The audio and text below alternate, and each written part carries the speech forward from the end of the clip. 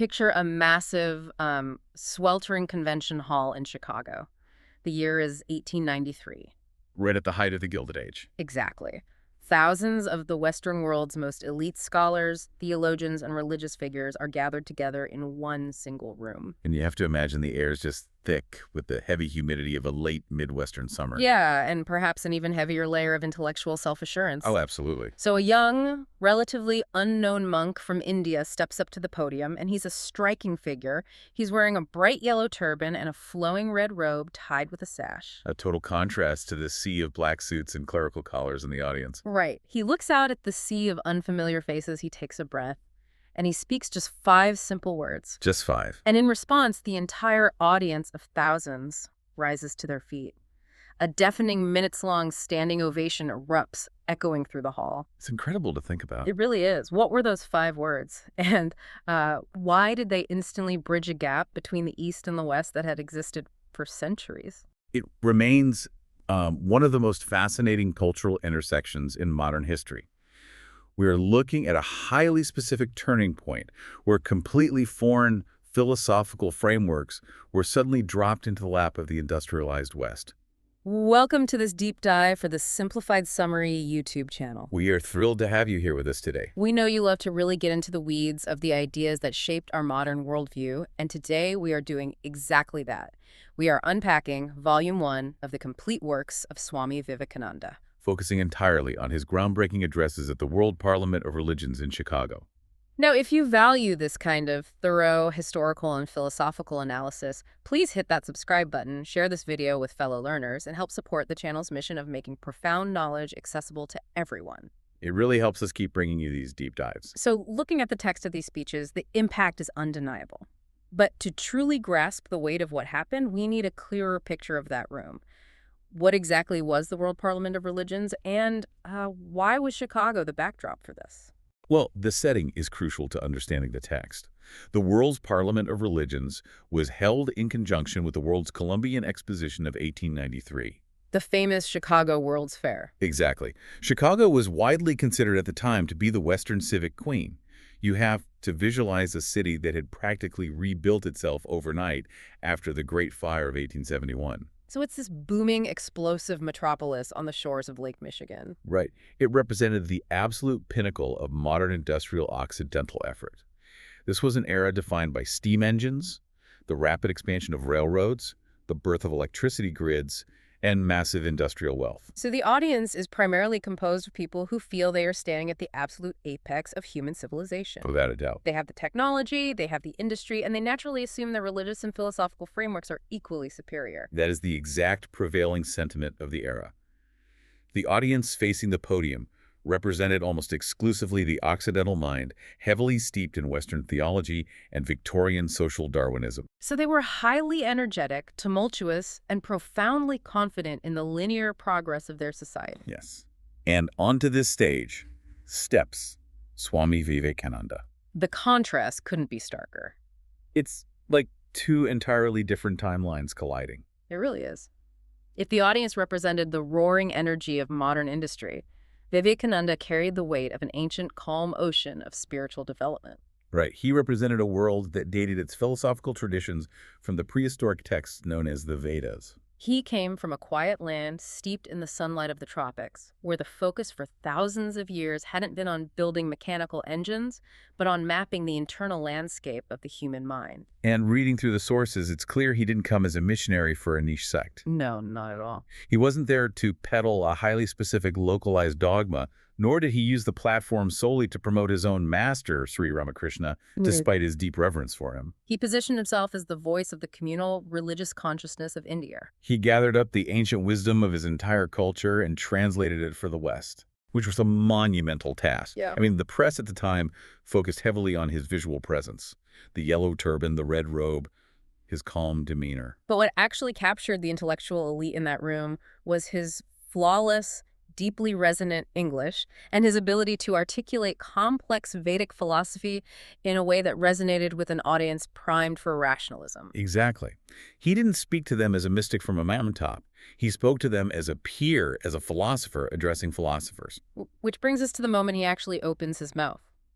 September 11, 1893. He steps to the podium for his response to welcome. And he bypasses all the standard formalities. He doesn't say ladies and gentlemen or honored delegates or esteemed clergy. Instead, he opens with Sisters and Brothers of America. 5 words. And the result was an immediate, visceral reaction from the crowd. Let's analyze why that specific phrase functioned the way it did. Because on the surface, it sounds like a pleasant, albeit standard greeting. Why the standing ovation? You have to consider the environment of the parliament up to that point. The delegates were used to formal, rigid, and often inherently exclusionary religious titles. The language of the era was heavily stratified. Extremely. So when Vivekananda said Sisters and Brothers of America, it wasn't a rhetorical flourish. It was a genuine expression of universal kinship backed by the full weight of a spiritual tradition that fundamentally believed in the non-duality of human existence. In a room full of people dissecting theological differences, this man from the other side of the planet looked at them and claimed them as immediate family. He bypassed the intellect and struck a chord of shared humanity. It was a shock to their system. He immediately follows up this greeting by thanking them on behalf of the most ancient order of monks in the world and on behalf of the mother of religions, referring to Hinduism. But then he introduces a concept that completely reframes the entire purpose of a parliament of religions. Right, he draws a hard line between tolerance and universal acceptance. This is a foundational pillar of his worldview, and he articulates it beautifully in that opening speech. He proudly declared that his faith taught not just toleration, but universal acceptance. He stated, "We believe not only in universal toleration, but we accept all religions as true." The philosophical distinction he is making here between tolerating someone and accepting them is immense, and it challenges the very bedrock of Western liberal thought at the time. That distinction feels incredibly relevant right now for you listening. We constantly use the word tolerance today as the ultimate societal goal.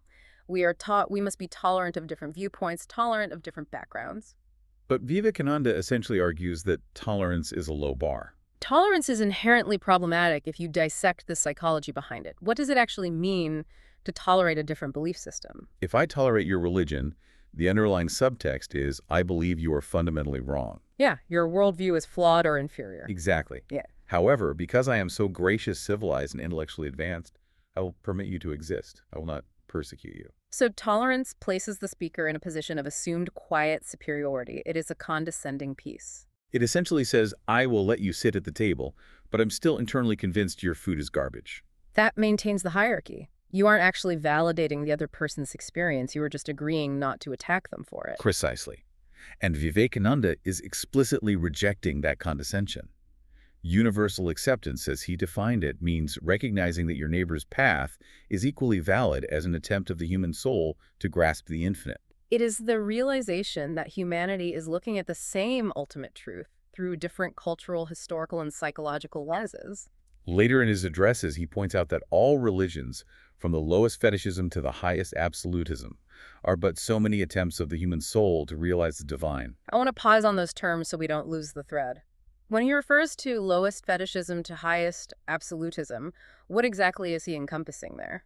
Fetishism in the 19th century anthropological context referred to the veneration of physical objects, or totems animistic traditions, where spirits are believed to inhabit stones, trees, or localized idols. And absolutism. Absolutism refers to the highly abstract philosophical belief in a single, formless universal principle, or ultimate reality devoid of any physical characteristics. So Vivekananda is saying that whether a human being is bowing down to a carved stone or meditating on an abstract infinite consciousness, the underlying human impulse is identical. Yes. The yearning to connect with something greater than the individual self is identical and equally valid in its intent.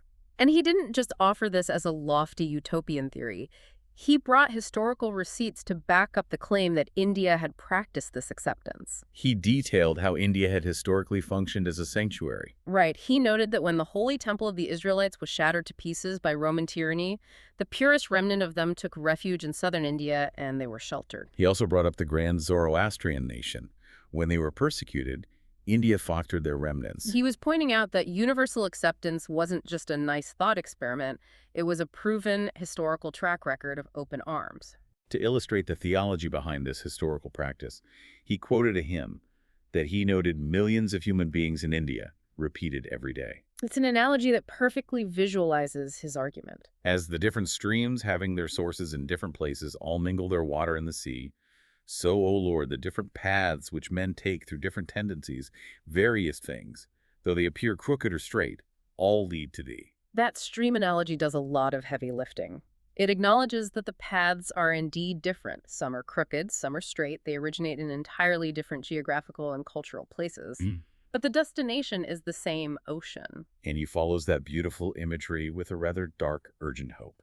He states his fervent desire that the bell tolling that morning for the convention might be the death knell of fanaticism, bigotry, and sectarianism. He explicitly calls out the violence, saying these horrible demons have drenched the earth in human blood, destroyed civilization, and sent whole nations to despair. He was uncompromising on the cost of ideological rigidity. He saw sectarianism not just as an unfortunate difference of opinion, but as a deeply destructive force holding back the evolution of human society.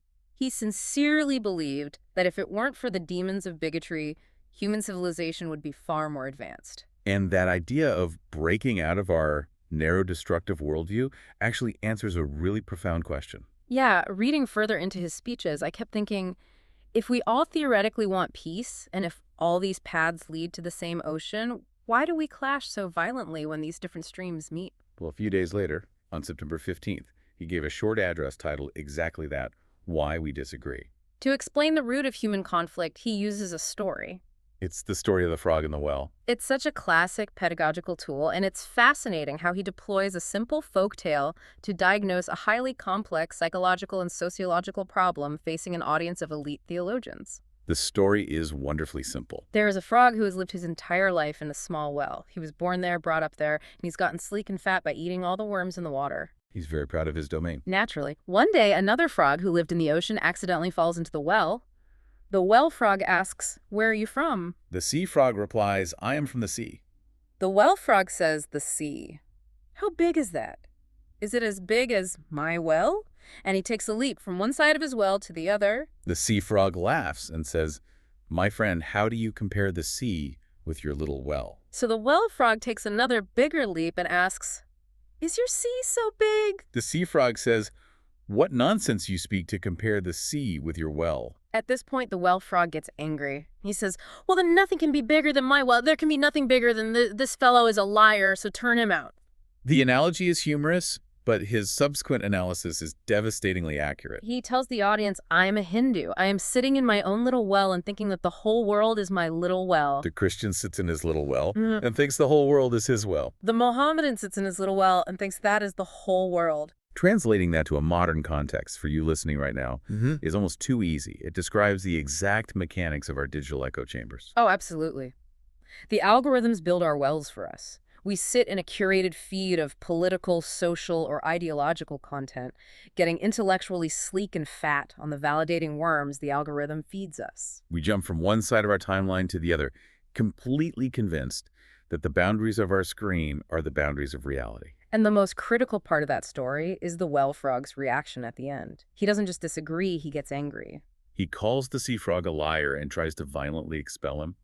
This is the psychology of cognitive dissonance. When someone approaches us carrying the experience of an ocean, something incomparably larger and more profound than our inherited worldview, our primary instinct is defensive hostility. Acknowledging their ocean would mean admitting the smallness of our well, which is an agonizing blow to the ego. We label them as other, heretic, or fool to protect the structural integrity of our limited reality. That defensive hostility is exactly what Vivekananda was trying to dismantle. He was thanking the Americans at the Parliament for attempting to break down the barriers of these little worlds. But dismantling those barriers requires a completely different approach to how we view our own traditions. Which leads into his most substantial address at the Parliament, his paper on Hinduism delivered on September 19th. This is where he thoroughly deconstructs the philosophy behind his worldview. He begins this monumental paper by making a broad observation about the survival of the world's most ancient faiths. He notes that 3 religions have come down from prehistoric times: Hinduism, Zoroastrianism, and Judaism. They all received tremendous shocks throughout history, but he points out a unique survival mechanism inherent to Hinduism. He argues that while Judaism was driven out of its place of birth and Zoroastrianism was reduced to a handful of followers, Hinduism survived not by taking up swords and conquering its challengers, but by absorbing them. He uses another ocean analogy here. He says when Hinduism was shaken by new sects, it acted like the waters of the seashore during a tremendous earthquake. It receded only for a while, only to return in an all-absorbing flood. The new sects were sucked in and assimilated into the immense body of the mother faith. This principle of assimilation is central to understanding his broader point. But to grasp how a religion can assimilate such wildly divergent ideas, from the highly structured rituals to the agnosticism of the Buddhists and even the atheism of the Jains, you have to understand how they define their sacred texts. To the Western mind sitting in that audience in 1893, a religion is bound by a specific physical book. It has a beginning and end, a definitive author, and a closed canon. Vivekananda fundamentally redefined the concept of the Vedas for his listeners. Right, he states plainly, by the Vedas, no books are meant. It's not a physical object you can hold up and say, this is the entire final truth and there's nothing more to add. To the Hindu, he explained, the Vedas mean the accumulated treasury of spiritual laws discovered by different persons in different times. So if I'm understanding this right, he compares spiritual laws to the physical laws of nature, like the law of gravitation. Gravity existed long before Isaac Newton discovered it. And if humanity somehow forgot about gravity tomorrow, the law would still exist. The apple is still going to fall from the tree, regardless of whether a human has written down the math to explain it. That is exactly the framework. Vivekananda argues that the laws governing the spiritual world, the moral, ethical, and spiritual relations between souls and between the individual spirit and the universal father of all spirits, were there before their discovery.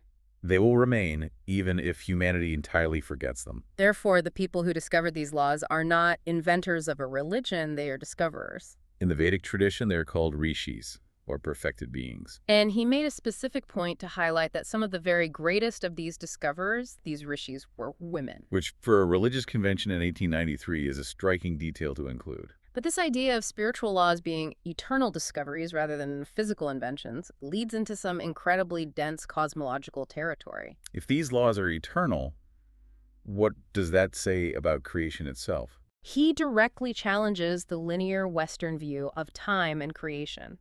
The prevailing theological model in the room was that of a definitive beginning a moment when God created the universe out of nothing ex nihilo. Vivekananda states that the Vedas teach that creation is without beginning or end. He approaches this not just mystically, but logically appealing to the rationalism of his audience. He argues if there was a time when nothing existed, where was all the manifested energy of the universe? That's where he brings in thermodynamics, essentially. He's speaking in the late 19th century, referencing the conservation of energy. Exactly. He argues that if you say the energy of the universe was dormant in God before creation, that implies God changes from a state of potential energy to kinetic energy. But in philosophical terms, anything that undergoes change is a compound, and everything compound must eventually break apart and be destroyed. If God is mutable, if God changes, God would eventually die, which is an absurd proposition for a theologian. Therefore, he concludes there never was a time when there was no creation. The analogy he provides to visualize this is parallel lines. He asks the audience to think of the creator and creation as two lines, without beginning and without end, running parallel to each other forever. God is not a static mechanic who built a clock and walked away. God is the ever-active providence. The divine force is constantly evolving systems out of chaos, letting them run for a time and then destroying them to start again. It's a continuous, eternal cycle of manifestation and dissolution. This eternal cosmology radically shifts how the individual is perceived within that system. If creation is an eternal cycle, what exactly are we? Are we just temporary combinations of material substances that completely disappear when the biological body ceases to function? Vivekananda answers this with a resounding negative. He quotes the Vedas declaring, "I am a spirit living in a body. I am not the body." I am not the body will die, but the I continues. He describes the soul in this mind-bending geometric way. He says the soul is a circle whose circumference is nowhere, but whose center is located in the body. You are unbounded, infinite potential, but you are currently experiencing reality from this localized temporary center. And he emphasizes that this spirit cannot be pierced by swords, burned by fire, melted by water, or dried by the air. But introducing an eternal, indestructible soul immediately brings up one of the most difficult philosophical dilemmas in theology, the classic problem of theodicy. Let's make sure we define that clearly for everyone. Theodicy is the attempt to answer the question of why a good, just, and all-powerful God would permit the existence of evil and suffering. Correct. Vivekananda frames the question directly to his audience. If we are eternal souls, and God is a just and merciful creator, why is the world so profoundly unequal? Why is one person born healthy, happy, and wealthy, while another is born into abject misery, perhaps without limbs, or into a life of inescapable suffering? If God creates each soul fresh at the moment of birth, a just God creating such terrifying disparity, it simply does not make sense. Right, because if you believe God just points a finger and says, you get a life of luxury, and you get a life of agony that makes God an arbitrary tyrant. And he addresses the common rebuttal, too. He notes that it doesn't solve the problem to say, well, the miserable person will get their reward in heaven. Why should they be forced to be miserable here in this life under the reign of a supposedly merciful God? The Vedic answer to theodicy, which Vivekananda detailed for the Parliament, is the law of karma. He explains that the inequalities of the present life are not arbitrary punishments or rewards doled out by an external judging deity. They are the direct results of our own past actions in previous existences. The present is determined by our past actions, and the future is determined by the present. It is a cosmic law of cause and effect, as immutable as gravity. I want to challenge that point for a second because I can hear the modern listener's objection right now. Doesn't the concept of karma risk stripping away our empathy? That's a very common reaction. If I see someone suffering terribly and I say, well, that's just their karma from a past life, it's their own fault, doesn't that lead to a fatalistic, uncaring society? It sounds a bit like cosmic victim blaming. That is a very important critique. But Vivekananda argued that, properly understood, karma does the exact opposite of breeding apathy. How so? First, it removes the idea of a punishing tyrannical God, placing the responsibility squarely on the individual. Second, recognizing that you are the architect of your own destiny means you have the absolute power to unmake your current suffering or shape your future through your present actions. You are not a helpless boat tossed in a storm by a capricious deity. Exactly. And regarding empathy, he later stresses that because we are all interconnected in this cycle, alleviating the suffering of another is the only way to generate positive action for yourself. If you ignore the suffering of others, you are presently generating negative karma that will bind you further. The law of cause and effect necessitates immense active compassion, not passive observation. That framing shifts the responsibility entirely. You aren't a victim of a cruel lottery. You are an active participant in an internal progression.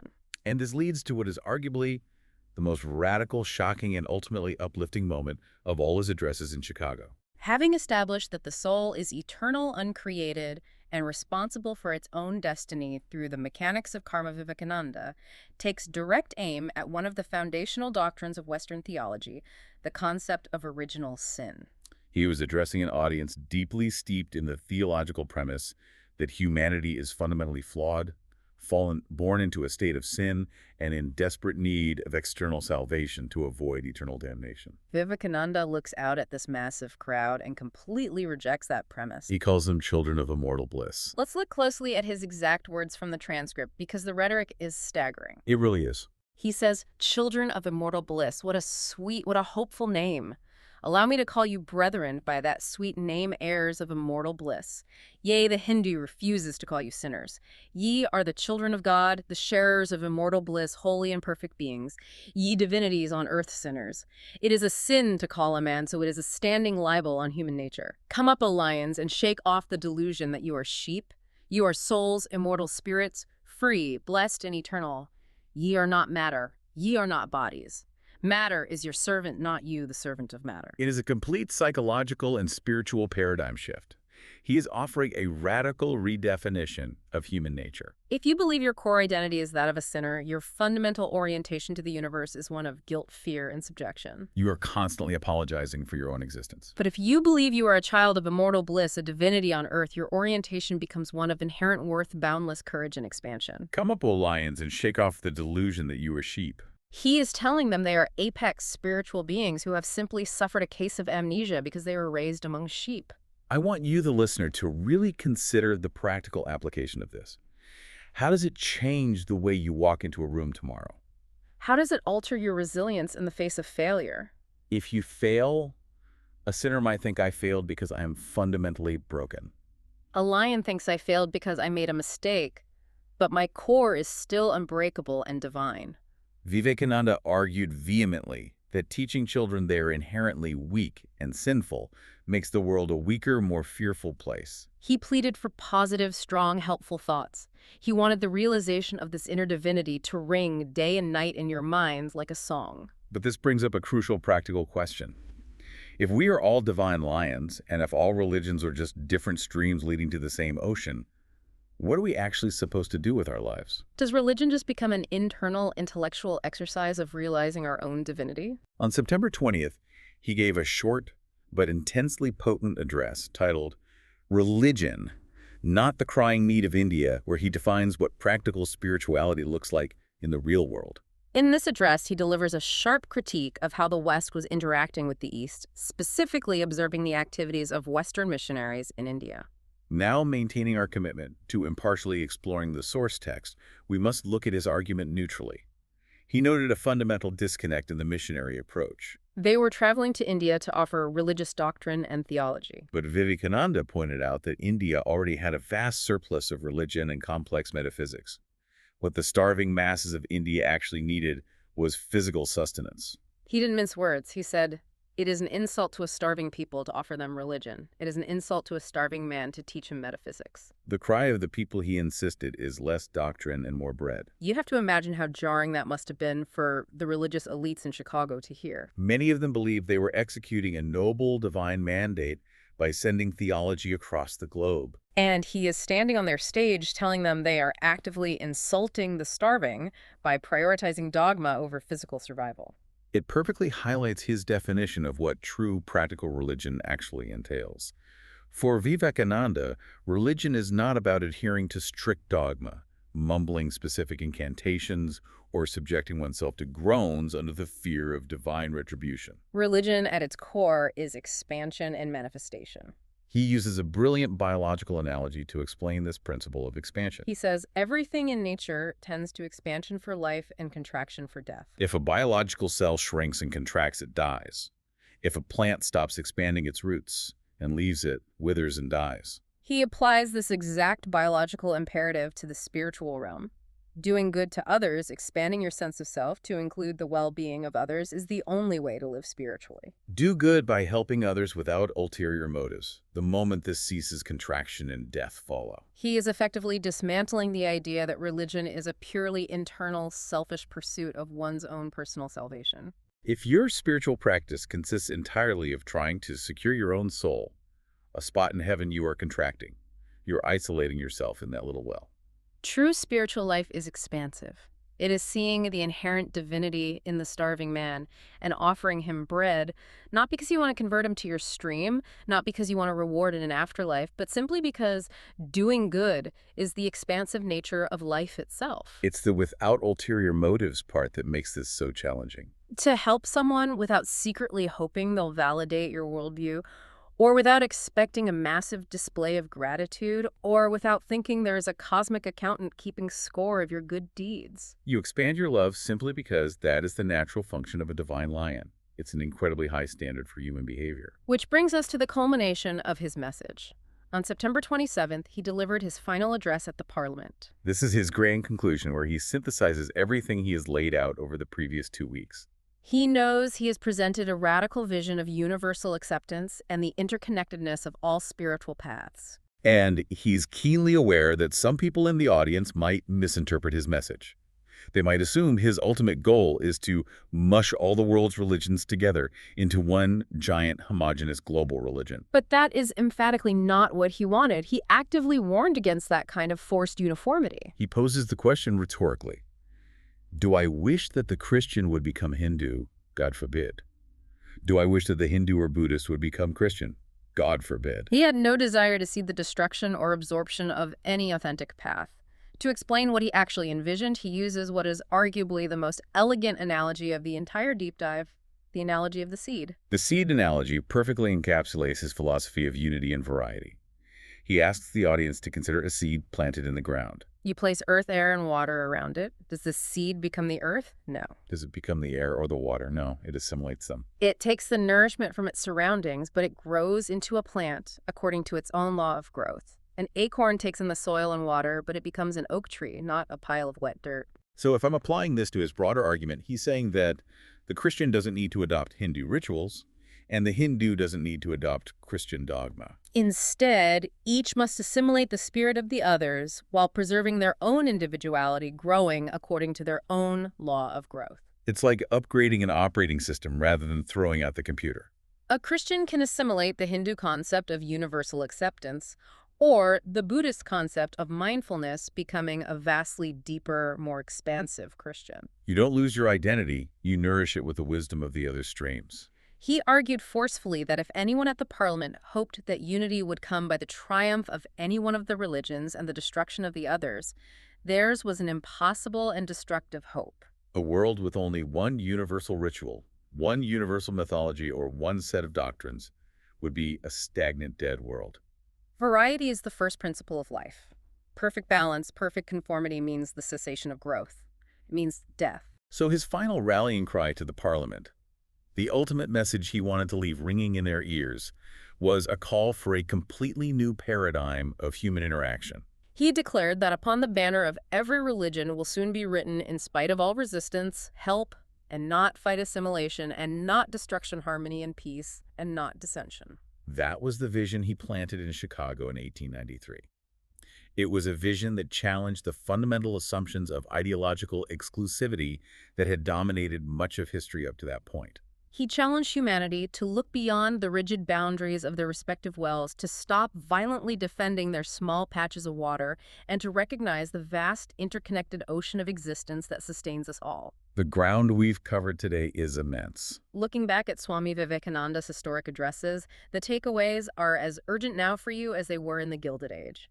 We've seen the danger of sitting comfortably in our narrow wells and the defensive anger that arises when we are confronted with the ocean. We explored the concept of eternal spiritual laws existing independent of any one text or tradition. We heard his radical, liberating call to reject the crippling label of sinner learning, instead to view ourselves as lions and children of immortal bliss. We examined his demand for practical religion, the biological necessity of expansion through giving bread to the starving without ulterior motives. And finally, we saw that the ultimate goal of human ideological evolution isn't total conformity, but unity and variety, assimilating the best of each other while preserving the unique beauty of our own paths. It is a profound framework for navigating a pluralistic world.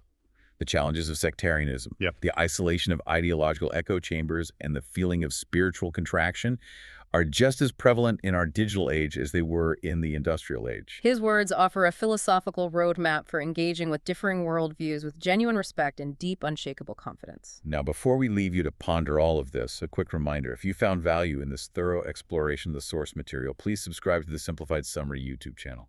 Hit the like button and drop a comment below. We want to hear your thoughts. Which of Vivekananda's concepts challenged you the most? Are you stuck in a well? Or are you ready to embrace the nature of a lion? Let us know. To close us out, what is a final provocative thought our listener can take with them today? Let's draw from Vivekananda's underlying premise that the universe is one continuous ocean of matter and spirit, where you and I are essentially just little whirlpools in the same water. If you truly deeply internalize the idea that there is absolutely no fundamental separation between you and the person sitting next to you on the train, that their joy is literally your expansion and their suffering is literally your contraction, how would that profoundly alter the very first interaction you have with a stranger tomorrow morning?